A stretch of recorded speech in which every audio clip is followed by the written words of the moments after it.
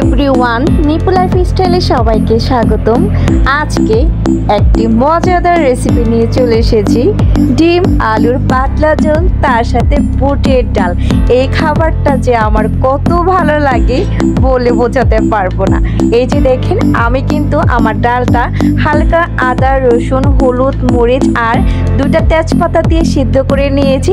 এখন বাগার দেওয়ার জন্য বেশি করে রসুন, পেঁয়াজ লাল লাল করে আমি ভেজে নিচ্ছি, কারণ এই ডালটা সবসময় বেশি করে রসুন দিবেন, খেতে দারুণ হবে।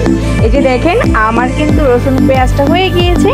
এখন জাস্ট খরচনটা আমি চেক করে নিচ্ছি ভাগারের জন্য প্রস্তুত কিনা। আমি এখন জাস্ট বাগার দিয়ে দেব। এই যে আমি এখন কিন্তু দিয়ে দিচ্ছি। এইভাবে করলে একটা সুন্দর স্মেল ছড়ায় আর কালারটাও খুব দারুণ আসে। এই যে আমার বাগার কিন্তু হয়ে গিয়েছে। এই ডালটা দিয়ে অনায়াসে 1 প্লেট ভাত খাওয়া যাবে। আপনারা কিন্তু অবশ্যই বাসায় ট্রাই করবেন। আর নামানোর আগ মুহূর্তে আমি এখানে গরম মশলা দিয়ে দিচ্ছি। আমার ডাল রেডি। এখন হচ্ছে আমি আরেকটা রান্না করব, সেটা হচ্ছে কি বলেন তো, ডিম আলুর পাতলা ঝোল। সেই খাবারটা কিন্তু দারুণ হয় আমার হাতে।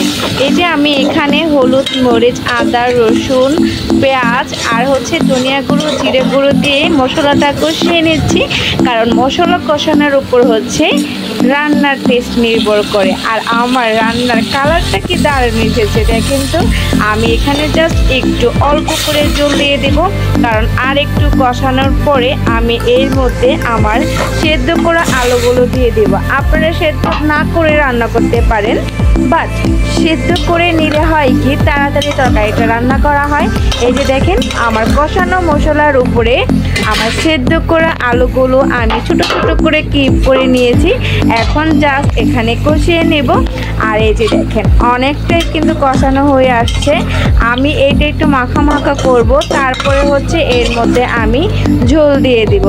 এই সেদ্ধ আলু দিয়ে পাতলা ঝোলটা করলে ডিমের, এটা খেতেও কিন্তু দারুণ মজাদার হয়। আমার কিন্তু আলুটা কষানো হয়েছে। এখন এর মধ্যে আমি যে পরিমাণ ঝোলটা দিব সেইটা দিয়ে দিচ্ছি এখানে। এই যে একটু পাতলা পাতলা হবে, গরম ভাতে খেতে দারুণ মজার হয়। এখন এর মধ্যে আমি ডিমগুলো দিয়ে দিয়েছি। আজকে কিন্তু আমি এখানে দেশি মুরগির ডিম ব্যবহার করেছি।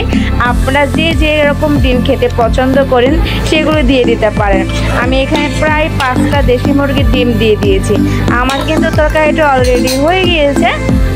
এখন জাস্ট নামানোর আগ মুহূর্তে আমি এখানে জিরে গুঁড়ো দিয়ে নামিয়ে নিব। আজকে রান্না বান্না কেমন লাগলো আপনাদের অবশ্যই কিন্তু কমেন্ট সেকশনে জানিয়ে দেবেন। আল্লাহ হাফেজ।